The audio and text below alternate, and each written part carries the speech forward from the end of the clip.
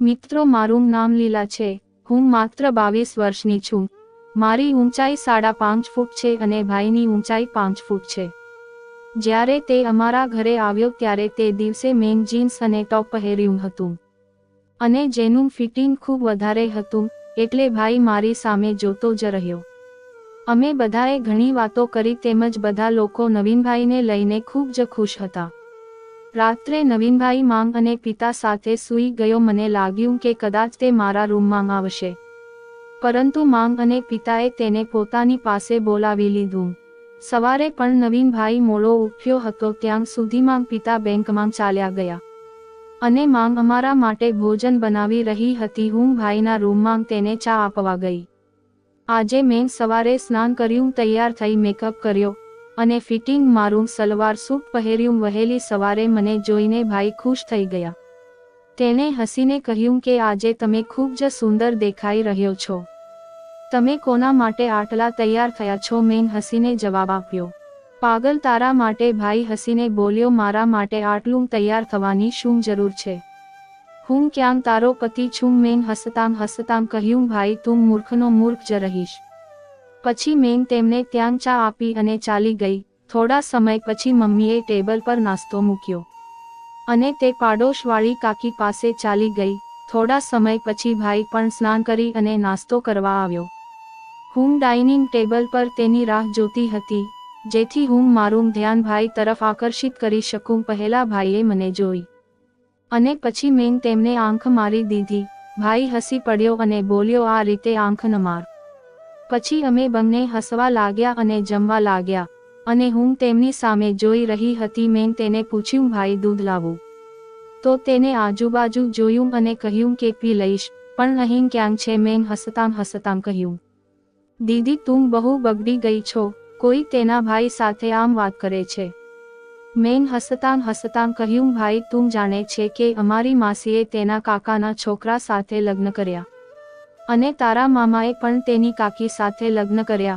અને પછી મેં ભાઈને વિનંતી કરવાનું શરૂ કર્યું, ભાઈ માની જાને એટલે પર શું તડપાવશ? આપણે ક્યાં કોઈને મારીએ છીએ? તું પાપ લાગશે. અમે તો ફક્ત થોડો આનંદ માણવા માંગીએ છીએ અને હું પણ તને ખૂબ સારી રીતે મજા કરાવીશ. મેં તે દિવસે ભાઈને ખૂબ મનાવવાની કોશિશ કરી, પરંતુ ભાઈ માન્યો જ નહીં. પછી અમે ખોરાક ખાધા પછી સૂઈ ગયા. સાંજે હું, મમ્મી અને નવીનભાઈ શહેરની મુલાકાત લેવા ચાલ્યા ગયા. અમે સેન્ટ્રલ પાર્કમાં ગયા, હોટેલમાં પણ જમવા ગયા. સાંજે પિતાજી પણ જમીને આવ્યા હતા, તેથી થાકીને બધા સમયસર સૂઈ ગયા. આજે મેં ભાઈને મારા રૂમમાં સુવડાવી દીધો હતો. અમે રાત્રે લગભગ બપોર વાગ્યા સુધી વાત કરી. મેં ભાઈને કહ્યું હતું કે ભાઈ તારી સેટિંગ હોય તો પણ મને કહી દે. તો તેને કહ્યું, દીદી એવું નથી, તમે સમજવાનો પ્રયાસ કરી રહ્યા નથી. ખરેખર હું તમને એટલો જ પસંદ કરું છું જેટલા તમે મને કરો છો, પણ તમારા પિતા મને પુત્ર સમાન સમજે છે. હું તમારી સાથે મિત્રતા કરીશ તો તેને ગમશે ને? ત્યારે મેં કહ્યું, અરે ભાઈ, આપણે તેને થોડું કહીશું. અમે માત્ર થોડી મજા કરવા માંગીએ છીએ. ભાઈએ કહ્યું, ના દીદી, આ તેની સાથે વિશ્વાસઘાત હશે. પછી મેં ભાઈ તરફ જોયું અને કહ્યું, વાંધો નહીં, જો તમને મજા નથી લેવી તો જવા દઈએ. ત્યારે ભાઈએ કહ્યું, ના દીદી, તમે તો ખરાબ માની ગયા. તે રાત ભાઈ મારી સાથે ખૂબ ફ્રેન્ડલી બની ગયા. તે રાત્રે અમે બંને સાથે મળીને આવી ઘણી વાતો કરી અને અમે હસી રમીને સૂવાના જ હતા.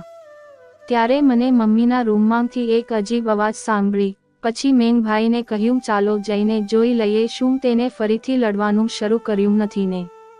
પછી ભાઈએ પૂછ્યું, કેવો ઝઘડો? મેં કહ્યું, ક્યારેક પિતાજી પીને આવે છે ત્યારે મમ્મી તેને ખૂબ ઠપકો આપે છે. ત્યારે ભાઈએ કહ્યું કે ના દીદી, એ તમારો ભ્રમ છે, કોઈ અવાજ આવી રહ્યો નથી. પરંતુ તે પછી મમ્મીની ચીસો સંભળાય. પછી ભાઈએ કહ્યું, હા આવે તો છે, ચાલો જોઈએ. ક્યાંક તેમને અમારી મદદની જરૂર નથી ને? મારા મમ્મીની ચીસો સાંભળીને હું તો સમજી ગઈ હતી કે શું ચાલી રહ્યું છે, પણ હું આનંદ માણવા માંગતી હતી. તેથી હું ભાઈને જાણી જોઈને લઈ ગઈ. જ્યારે અમે બંને તેના રૂમમાં પહોંચ્યા તો દરવાજો બંધ હતો. અમે બારીમાંથી જોવાનું શરૂ કર્યું, પરંતુ ત્યાં કંઈ દેખાતું ન હતું કારણ ત્યાં ખૂબ જ અંધારું હતું. પણ તેનો અવાજ ચોક્કસપણે સંભળાતો હતો. અને પછી તે ફરીથી ચીસો પાડવા લાગી. તેમના અવાજો સાંભળીને અમે સમજી ગઈ કે અંદર શું થઈ રહ્યું છે. ત્યારે અચાનક પિતાજીએ લાઇટ ચાલુ કરી અને અંદરના દ્રશ્ય જોઈને અમે શ્વાસ લેવાનું ભૂલી ગયા. અમે બંને હસતાં હસતાં અમારા રૂમમાં ગયા. અંદર જતાં જ નવીનભાઈએ કહ્યું, દીદી તમે બહુ ચાલુ ચિત્ત છો. મેં કહ્યું, તેમાં શું ચાલુ? આ બધું થયું ત્યારે તો અમે થયા. હું તો ફક્ત આવી વસ્તુઓ જોઈને આનંદ માણું છું અને તે ખોટું નથી. પછી ભાઈએ શરમાતા કહ્યું, દીદી મને પણ ભૂખ લાગી રહી છે, મને થોડું દૂધ મળશે? તેથી ભાઈનો પગ ખેંચતા મેં કહ્યું, સારું, હવે તમારે પણ દૂધ લાવું છું. અરે પાગલ, સંબંધમાં હું તારી દીદી લાગુ છું અને તું તારી દીદી સાથે આવી વાત કરે છે? મારો અવાજ સાંભળી નવીનભાઈ તો પાણી થઈ ગયો.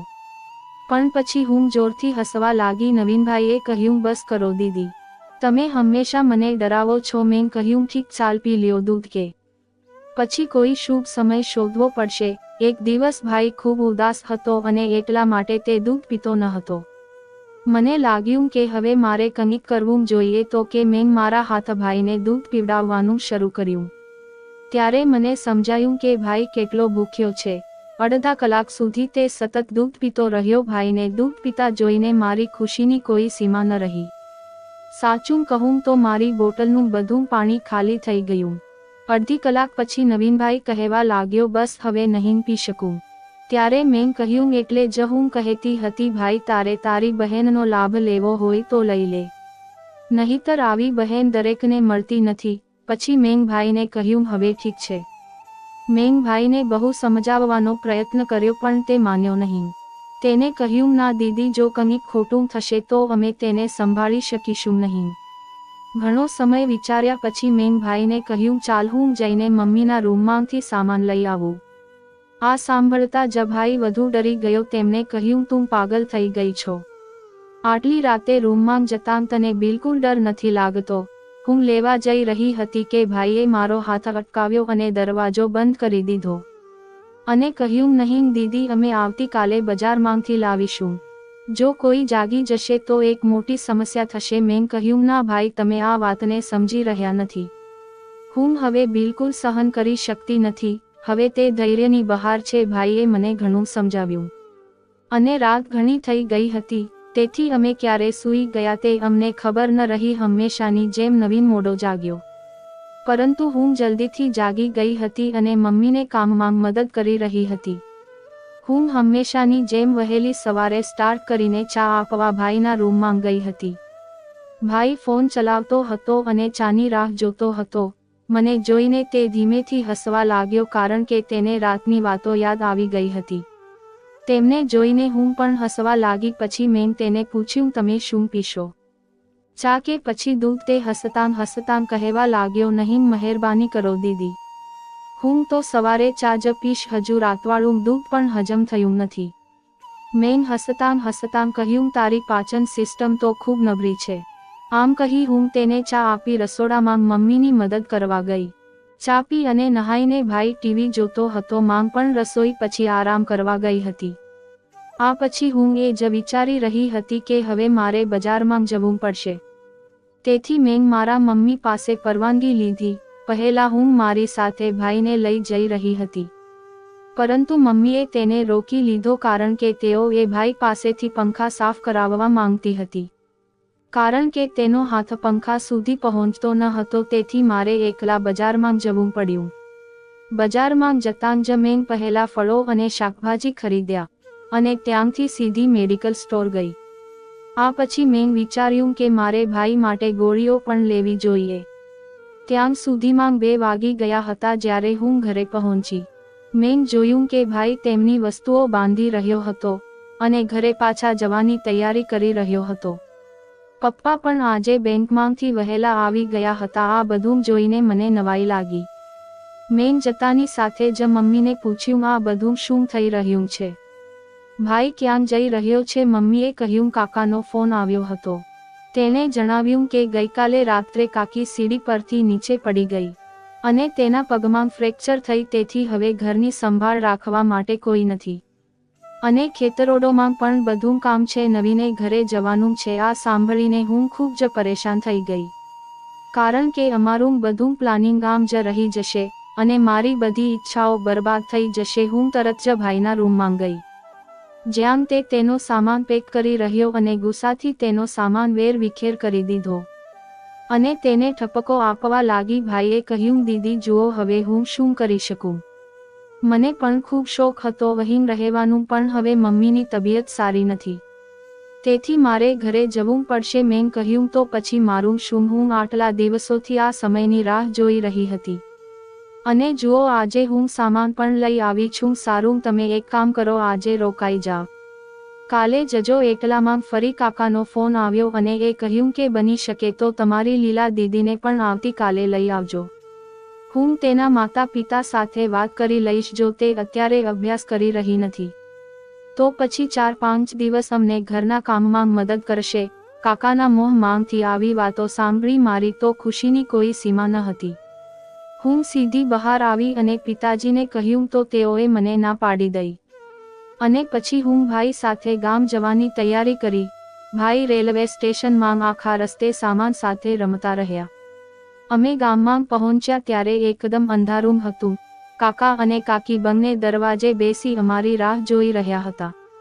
અમને જોઈને તેને ખૂબ આનંદ થયો. કાકાએ પહેલેથી જ ખોરાક બનાવીને રાખ્યો હતો, તેથી અમે પહેલા ખોરાક લીધો, પછી સ્નાન કર્યું, થોડીવાર વાત કરી અને થાકને કારણે જલ્દી સૂઈ ગઈ. કાકાને ભાઈ બહાર સૂઈ ગયા અને હું મારી કાકી પાસે સૂઈ ગઈ. વહેલી સવારની સાથે જ મેં દરેક માટે ચા બનાવી અને મારા કાકીના પગની પણ માલિશ કરી. તે પછી હું રસોડામાં રસોઈ બનાવવા લાગી. હું શાકભાજી કાપી રહી હતી. પછી ભાઈ પણ ચા નાસ્તો કર્યા પછી રસોડામાં મને મદદ કરવા આવ્યો. ગરમીને કારણે મારું આખું શરીર પરસેવાથી ભીનું હતું. મને પરસેવામાં ભીની જોઈ ભાઈએ કહ્યું, કેમ છો દીદી? લાગે છે આજે તમારી ગરમી નીકળી ગઈ છે. પછી મેં પણ નખરા બતાવ્યા અને કહ્યું કે તારાથી તો કંઈ થાય નહીં. ભાઈએ કહ્યું, દીદી આજે તૈયાર થઈ જા, સાંજે ખેતરે જઈશું અને પછી જોજે હું શું કરું. જો હું તને રડાવી ન દઉં તો મારું નામ બદલી નાખજે. મેં કહ્યું, હવે ફેંકવાનું બંધ કર ભાઈ, રહેવા દે. આમ તો બહાર બહુ દેખાડતી ન હતી, પણ અંદરથી હું ખુશ હતી અને હવે કાન શાંત થવાની રાહ જોવા લાગી. મેં ઝડપથી ખોરાક બનાવ્યો અને કાકીને ખવડાવી આવ્યો. કાકા માટે પણ ટેબલ પર જમવાનું મૂક્યું. તે પછી હું નાવા ગઈ. મેં લાલ રંગનો સૂટ પહેરીને થોડો મેકઅપ કર્યો અને પરફ્યુમ પર લગાડ્યું અને વાળનો જુડો બનાવ્યો જેથી ખરાબ ન થાય. અમે બધા બપોરે સૂઈ ગયા. સાંજે 5 વાગ્યે હવામાન ઠંડુ થઈ ગયું હતું, તેથી મેં ચા બનાવી દરેક વ્યક્તિએ ચા પીધી અને પછી કાકા ખેતરમાં જવા લાગ્યા, કારણ કે શેરડીનો પાક થઈ ગયો હતો અને કોઈ ખેતરમાં કોઈ પ્રાણી ન આવે તેથી દેખરેખ માટે જતા હતા. પણ આજે ભાઈએ પહેલા જ કહ્યું હતું કે પિતાજી, હું અને દીદી ખેતરમાં જશું. આ બહાને અમે થોડી ફરી પણ લઈશું. અમે બાઇક પર ખેતરમાં ચાલ્યા ગયા. ભાઈને પણ ચા સાથે ગોળી આપી દીધી હતી. ખેતરમાં જતાં ભાઈ મને તેની શેરડીના ખેતરના વચમાં લઈ ગયો, જેથી કોઈ અમને જોઈ ન શકે. ત્યાં તેણે થોડી શેરડી કાપી જગ્યા સાફ કરી અને એક ખાટલો લાવ્યો. સાંજ પડી ગઈ હતી. ઠંડો પવન ફૂંકાઈ રહ્યો હતો. આજે પહેલી વાર હું નર્વસ અનુભવી રહી હતી. મને ખબર નથી આજે મને શું થઈ ગયું. જેમ કે જો મને આજે મારી દવા ન મળે તો હું મરી જઈશ. આ પછી ભાઈએ મને ખેતરોમાં જ શેરડીનો રસ પીવડાવ્યો. જો કે હું પીવા માંગતી ન હતી, પરંતુ ભાઈએ મને પીવા માટે દબાણ કર્યો. મેં અડધા કલાક સુધી શેરડીનો સ્વાદ ચાખ્યો. મારી આંખોમાંથી પાણી વહેવા લાગ્યું, પણ હું હજી પણ હસતી હતી. જ્યારે હું થાકી ગઈ ત્યારે મેં ભાઈને કહ્યું, આજ માટે ઘણું છે, હવે મારું પેટ ભરાઈ ગયું છે. ભાઈ અટકી ગયો અને અમે અડધો કલાક આરામ કર્યું. સમય ઘણો થઈ ગયો હતો અને અંધારું પણ થઈ રહ્યું હતું. પછી ભાઈએ કહ્યું, ચાલો દીદી, હવે આપણે ઘરે જવું જોઈએ. પરંતુ સાચું કહો તો હું ઊભી પણ થઈ શકતી નહોતી. આ પછી ભાઈએ પોતે મને ઉપાડી અને બાઇક પર બેસાડી અને અમે ઘરે પહોંચ્યા. સૌપ્રથમ અમે સ્નાન કર્યું અને ભાઈએ જ ખોરાક બનાવ્યો. હું તો આમ જ રસોડામાં બેઠી હતી, કારણ કે મારી બધી ગરમી આજે નીકળી ગઈ હતી. સાંજે રાત્રે ભોજન કર્યા પછી મેં ભાઈ પાસેથી દવા લીધી, જેનાથી મને રાહત મળી.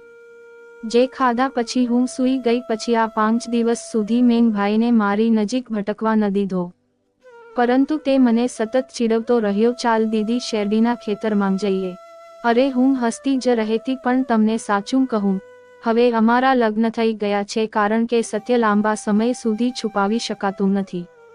એક દિવસ મેં અને ભાઈએ ઘરમાં વાતાવરણ ઊભું કર્યું, અને અમારા ખરાબ નસીબ કે અમારી કાકીએ અમને જોઈ લીધા. આ પછી કાકા અને કાકી અમને ખૂબ ઠપકો આપ્યો, અને ભાઈને તો માર્યો. પછી તેને અમારી માંગ અને પિતાને ગામમાં બોલાવ્યા. જ્યારે તેને અમને પૂછ્યું ત્યારે અમે બધું સત્ય કહ્યું કે અમે છેલ્લા 1 મહિનાથી અમે બંને પ્રેમ કરતા, અને કહ્યું કે અમારાથી ભૂલ થઈ ગઈ છે, મહેરબાની કરીને અમને માફ કરો. પરંતુ માતા પિતા અને કાકા અને કાકીએ નક્કી કર્યું કે અમારા લગ્ન કરી દેશે, કારણ કે બીજો કોઈ વિકલ્પ ન હતો. અમારા લગ્નમાં કોઈ મોટી સમસ્યા ન હતી, અને કાકીએ મને ખુશીથી સ્વીકારી લીધી. તો સ્ટોરી સારી લાગી હોય તો લાઈક, શેર, સબસ્ક્રાઇબ